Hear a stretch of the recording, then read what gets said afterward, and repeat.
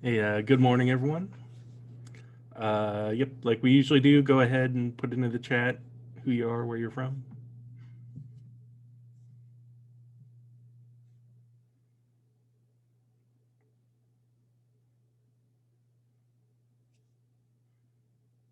This is our monthly district advisor update call.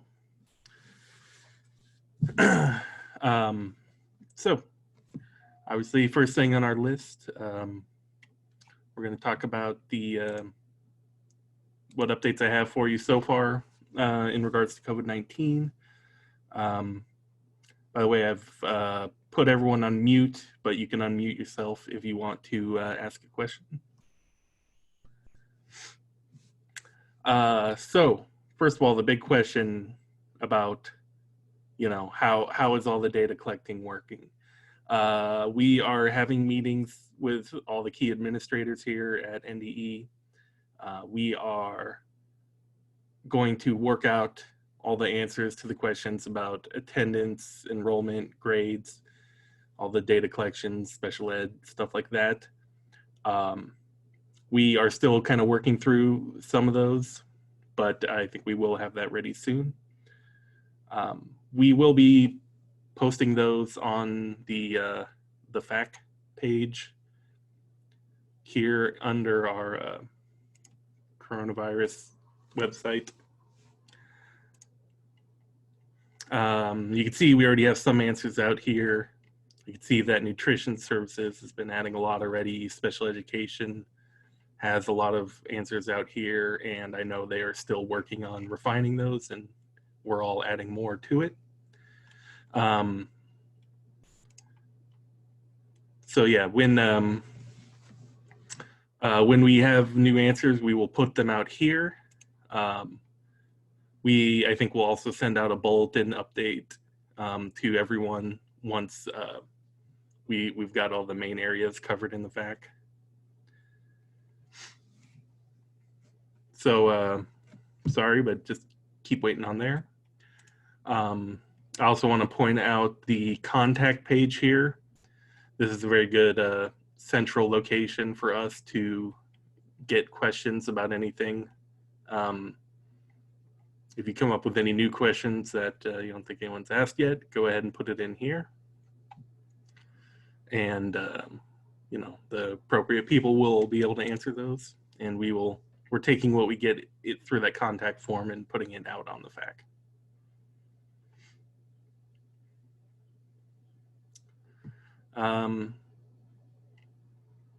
So yeah, not a lot of updates right now, I'm sorry, but hopefully in the next couple of weeks, we should have answers to everything there.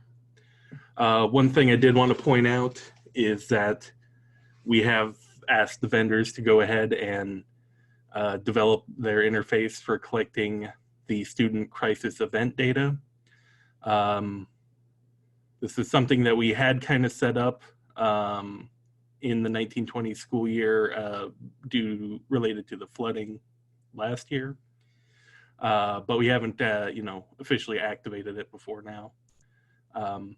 So I thought I'd give you a little background on what this is. Basically, it's a field that it's collected as part of the student demographics. It simply just marks a student as being affected by an event. So, and you can have a student be affected by multiple events, but the events are something that NDE creates. So we've now officially created a COVID-19 event, and that makes it eligible for student information systems to send that flag to us that says this student was affected by COVID-19. It's kind of a special situation this year.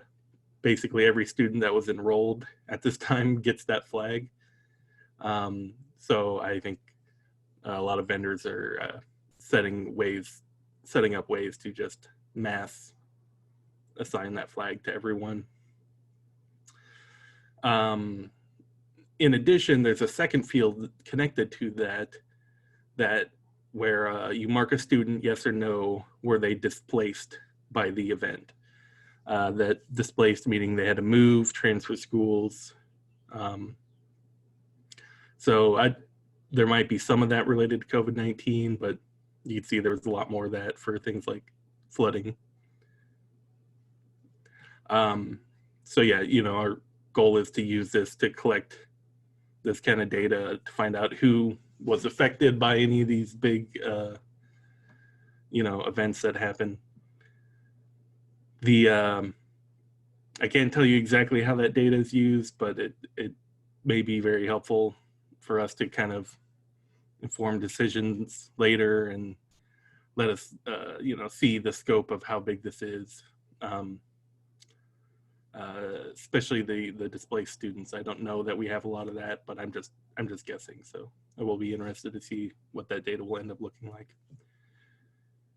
So we are collecting that. It's open in the 1920 school year collection now, but I believe the SIS vendors are just beginning to work on that.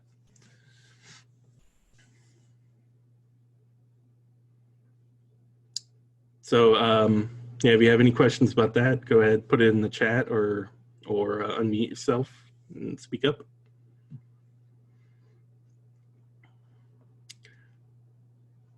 Now, one thing that doesn't cover that lots of people are asking about, and we're just starting to wonder about at NDE, I mean, is we're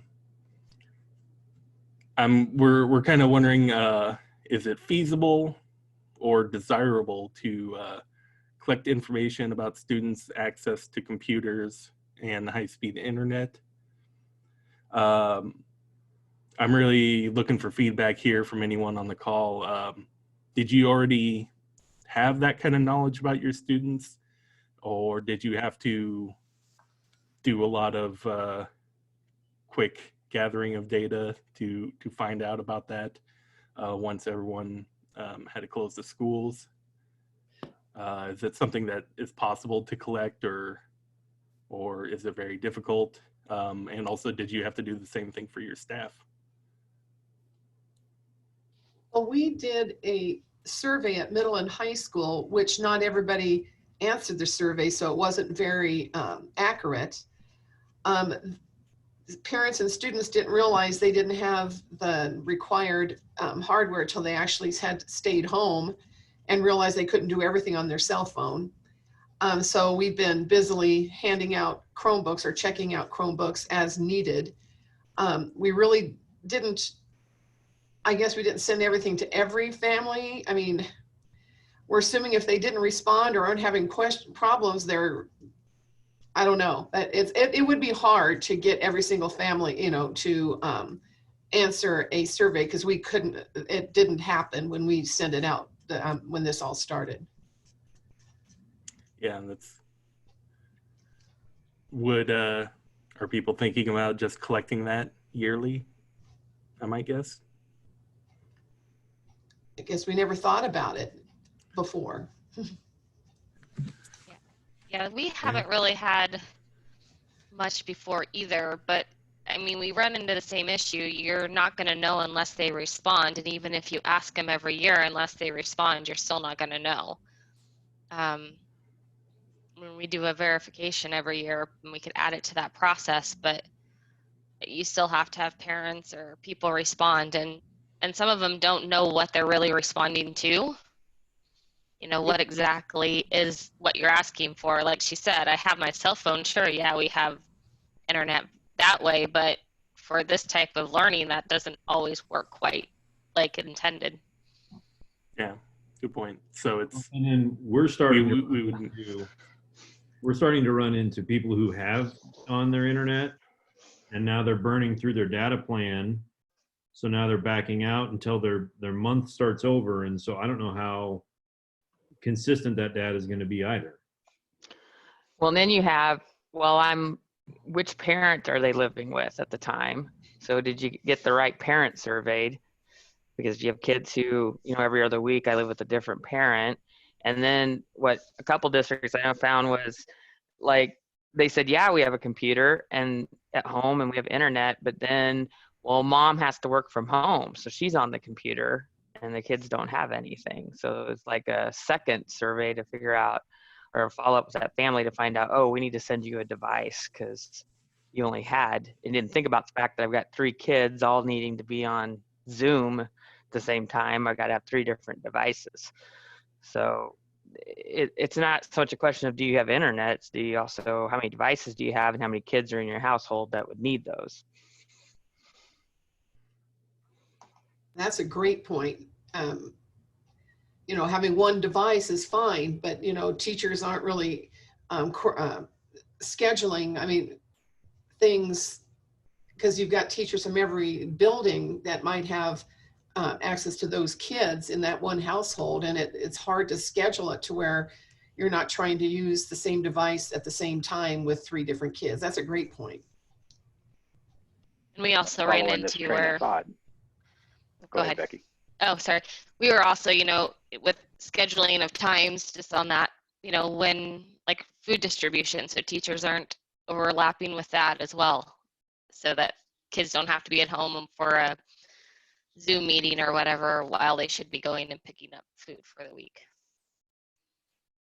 Some of that. I was going to add, with the home networking, if they're taking home iPads, you also have to look, is the internet that's available at the house wireless so that an iPad can connect to it.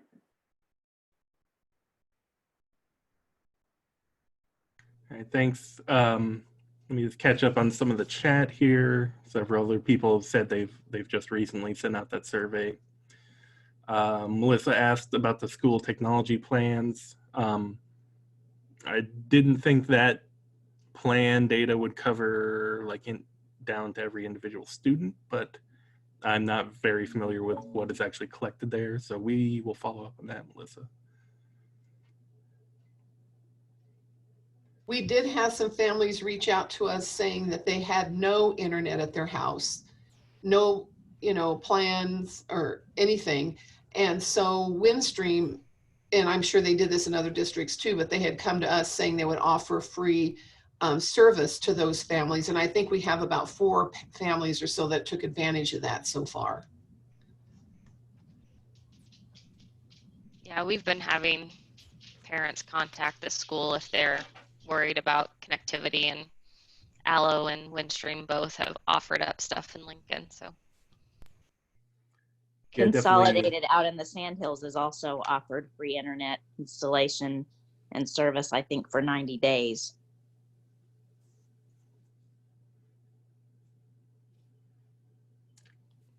but, you know, we're also looking at giving out Khajiits and hotspots potentially if needed too, but there's limited amount of those and data limits and some of that on some of those too.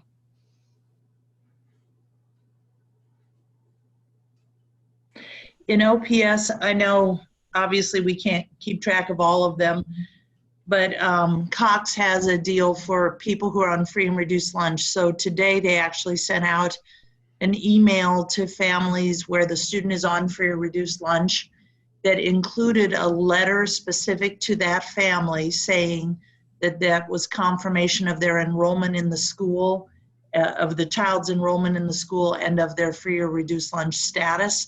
And then if the family, it kind of gave directions for the family, that if the family wanted to share that and take advantage of that or any other offers in the community, that they could do so. So we aren't keeping track of it, but we're helping people to get more access about the only way we know how. But of course, you might ask, what about the families who don't have email so they don't get the letter? So obviously this only works if they somehow or other have some email. Yeah. I'm definitely, sounds like if there was any kind of organized collection of this, we would definitely need to make sure it's very specific to cover all these different cases. So that does make it a little bit challenging. If I could respond to the one chat about free and reduced lunch being private information, absolutely it is. They have it set up so that it only gives that family their own information. Every letter is unique to the family. I don't know how they do that because I'm not as techy as some of those folks, but they have it specific to the family.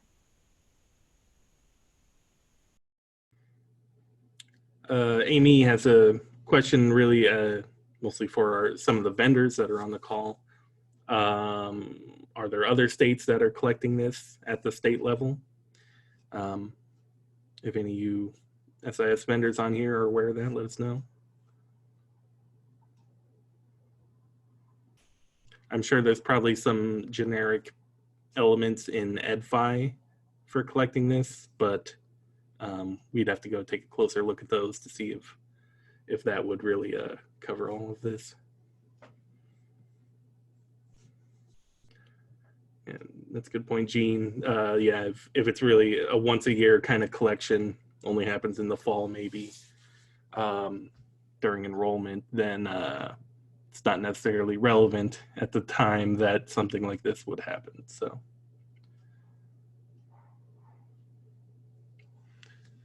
All right. Thank you, everyone, for the discussion. I will get that filtered back to the people who were asking about this. Anyone else they would like to ask about COVID-19 related items?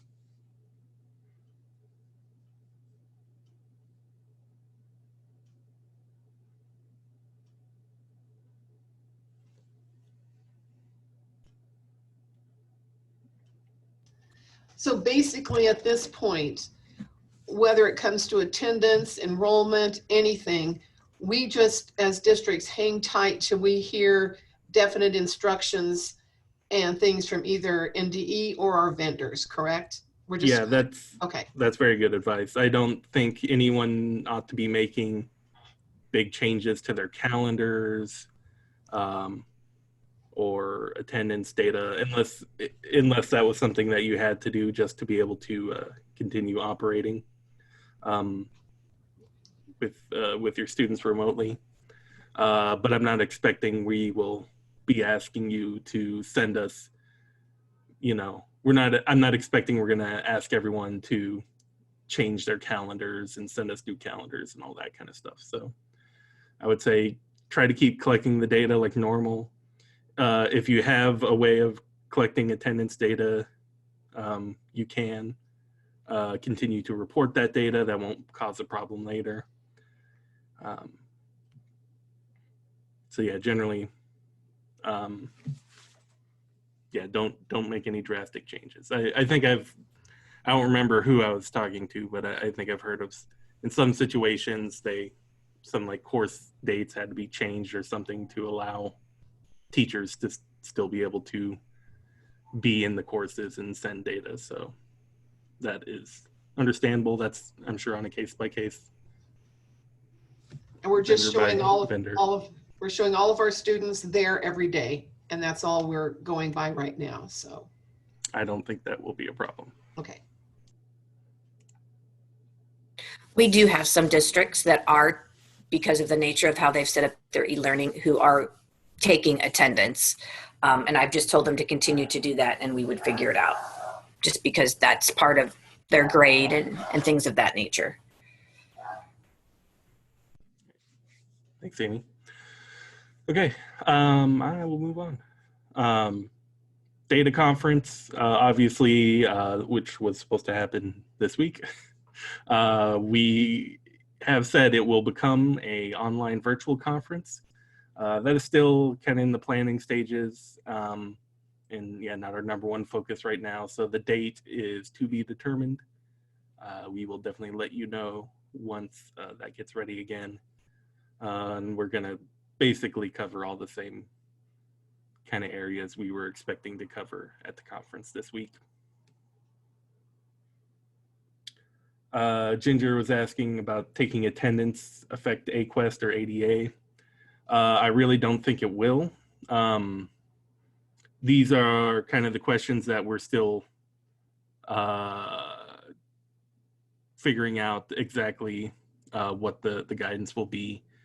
But the expectation is that we're going to make it so that it doesn't affect that stuff. And essentially there are not AQuest ratings for this year because of the lack of assessment data. And we've gotten the waiver for that data for this year from the feds. But we, like I said, keep a lookout. We will send you a bulletin message and update that fact page once our official guidance on that is ready.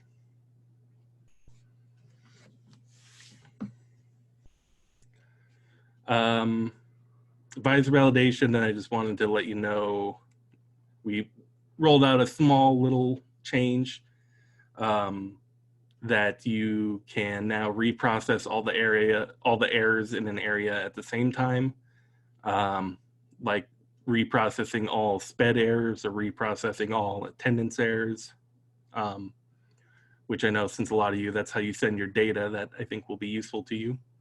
It's just when you're on the screen where you're looking at all of your SPED errors or all of your attendance errors, there's a link in the upper right that says reprocess. So I think that should be able to find that pretty easily, and that should be helpful. The future updates list, this hasn't really changed. This is still what we're looking at releasing in the next month or two here.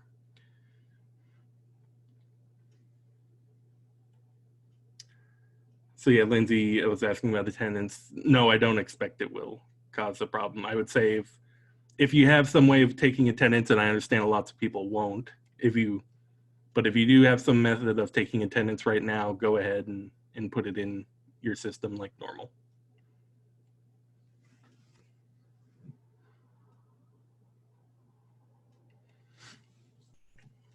Right, Advisor dashboard.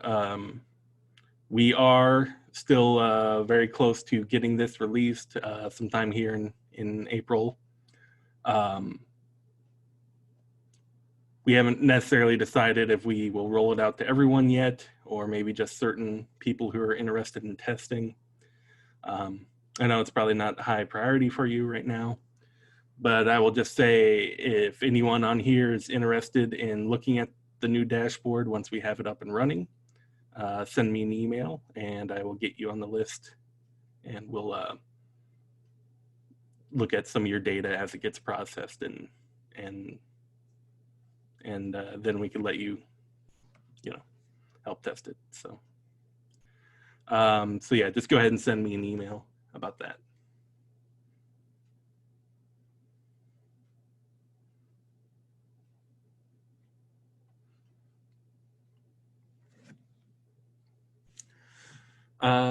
So yeah, 2021 updates.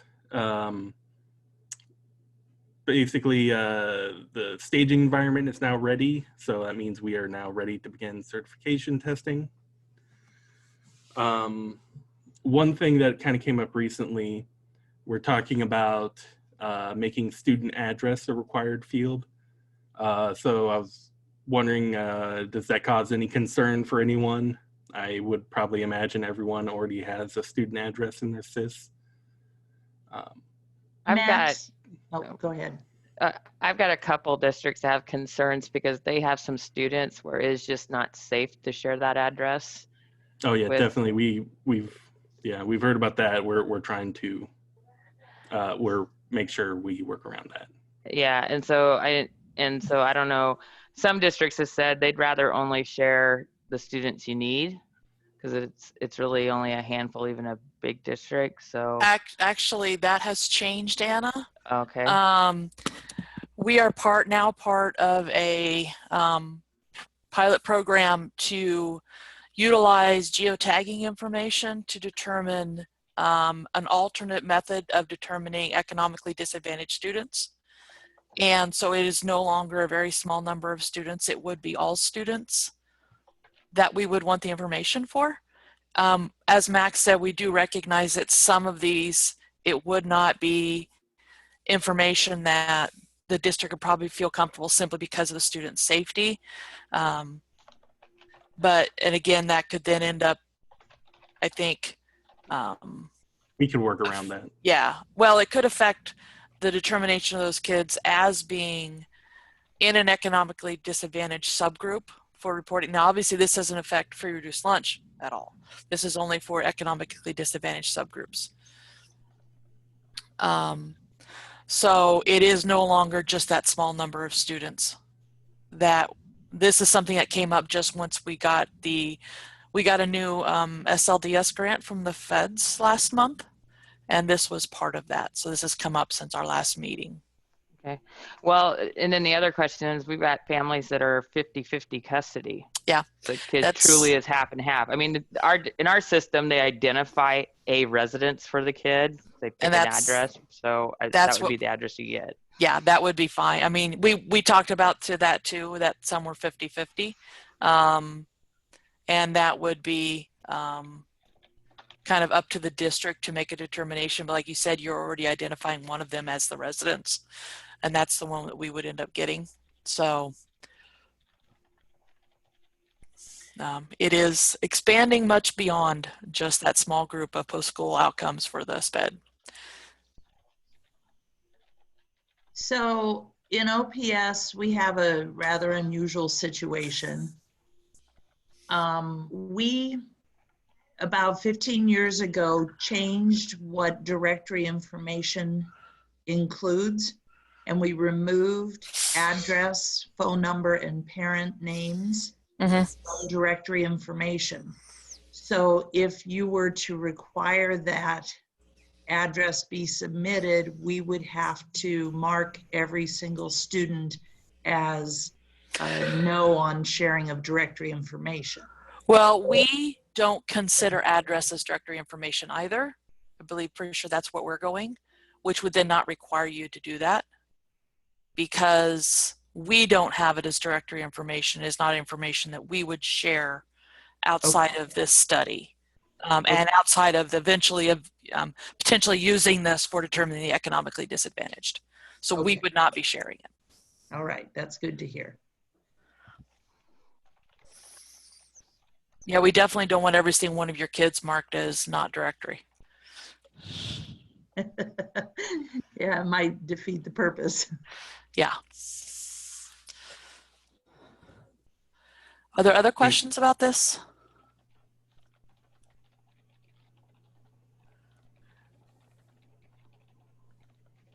Good question, Ginger. Asking, set up by postal code standards. I'm guessing that we will have some standards in order to make that data useful, but I don't know that if we know that for sure yet. It would have to be a physical address.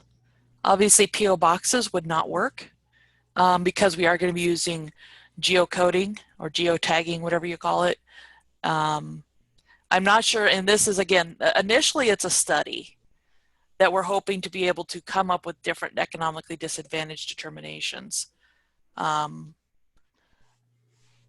now, I do think we're understating the economically disadvantaged, or the percentages for those schools that are CEP, because we could only identify those that are direct certed for free or reduced lunch.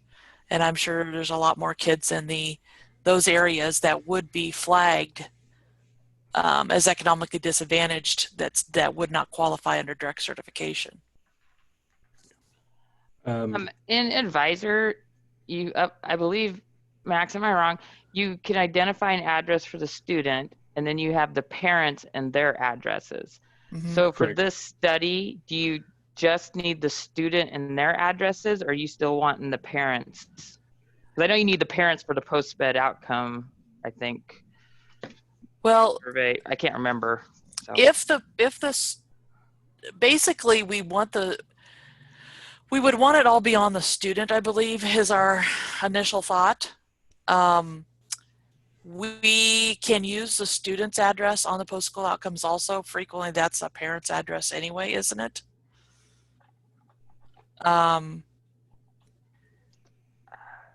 It was just, I mean, in theory, we could use like a parent address, but then it makes it a little more complicated. We have to have a way of making sure that it can be flagged that this is the address to count for the student. So it might just be simpler, I figured, to just look at the student address. So You wouldn't necessarily be requiring parent information for this. No, I didn't. No, I think it's cleaner if we just stick to the student address.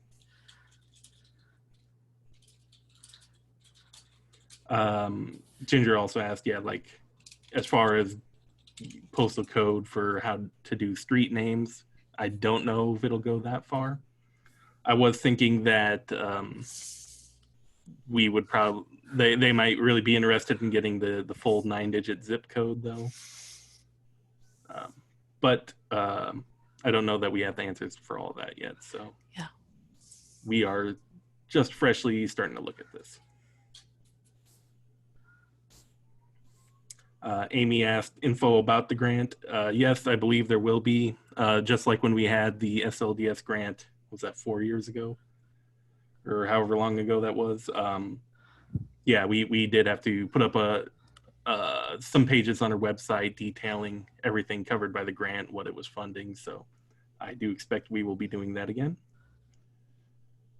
I don't know where we would present it. Well, data conference maybe.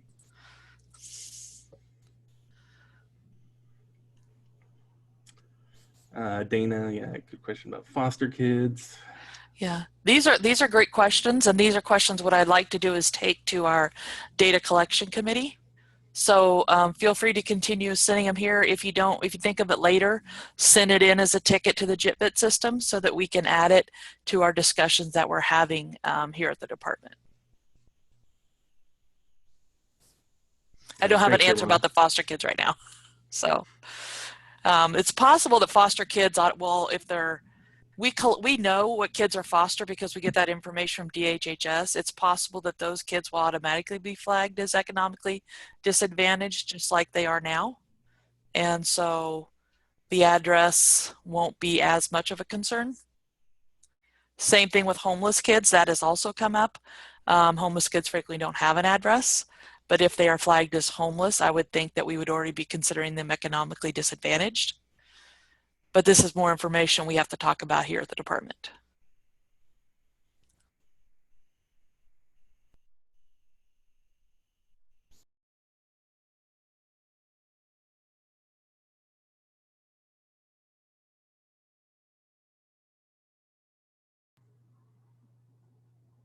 Yeah, Becky has a comment about the confidential students. I might expect that we won't be able to, we shouldn't expect to get any usable data for those kind of students. So are they going to show up as an error then? Maybe. Yeah, well, we will have to try to work that out.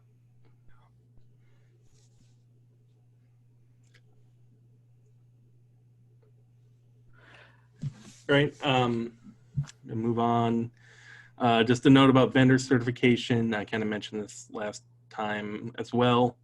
We are going to have a public website where we kind of list everyone's status with certification, as well as posting the test plans, and they'll be a little more formal and written up, so that we can kind of keep track of everyone's certification as it goes on.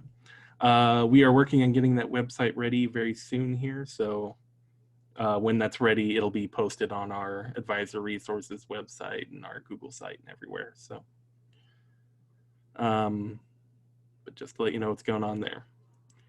And like I said, we are ready for certification testing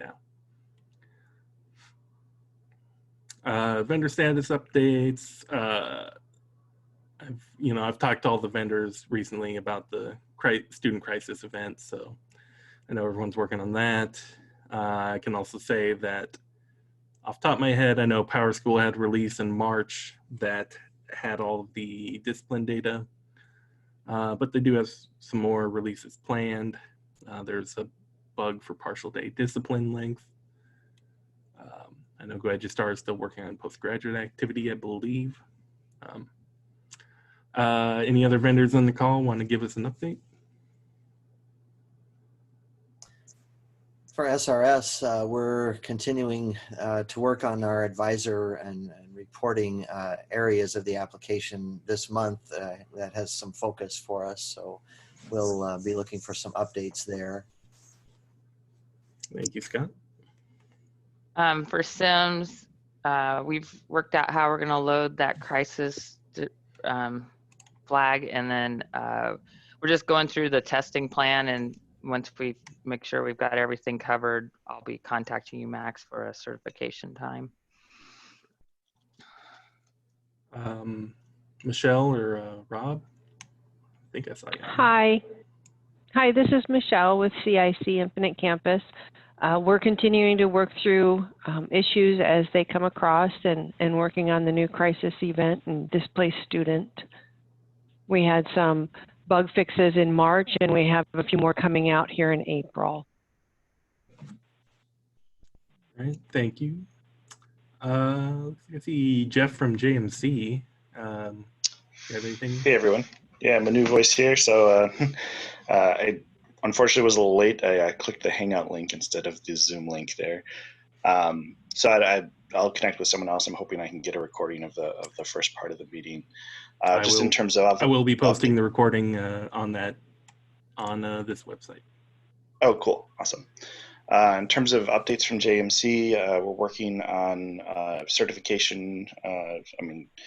We're building up our product towards the certification process, so we're excited to see that that's getting ready to be available. We are working on the crisis indicators, and I think we are working on a few just process improvements as well for our customers. And thank you. I think that's everyone I see.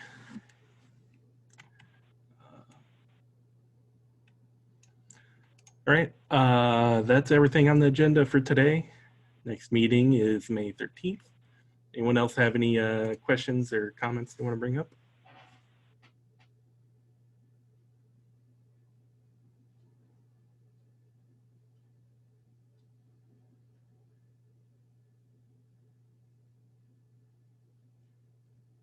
All right.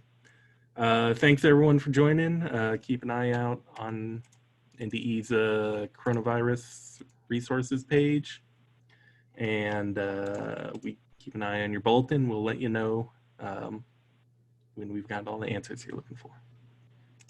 Thanks everyone. Thank you. Thanks, Max. Have a good day. Thanks. Thanks. Bye-bye.